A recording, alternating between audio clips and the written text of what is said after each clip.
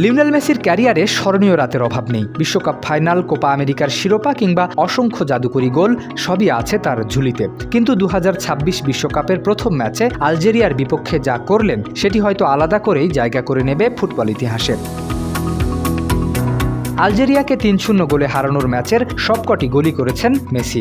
একসঙ্গে স্পর্শ করেছেন একাধিক রেকর্ড। মনে হচ্ছিল ম্যাচ নয়, যেন ফুটবল ইতিহাসের নতুন এক অধ্যায় রচনা করছেন আর্জেন্টাইন অধিনায়ক।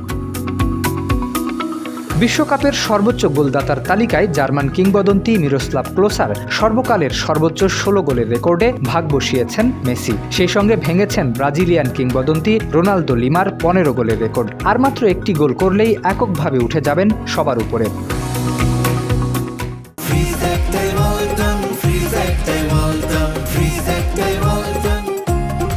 এই ম্যাচটি ছিল আর্জেন্টিনার জার্সিতে মেসির ২০০তম আন্তর্জাতিক ম্যাচ। এছাড়াও এদিন আরেকটি রেকর্ড গড়েন তিনি। প্রথম খেলোয়াড় হিসেবে ৬টি ভিন্ন বিশ্বকাপে অংশ নিলেন তিনি। ২০০৬ সালে শুরু হয়েছিল মেসির বিশ্বকাপ যাত্রা।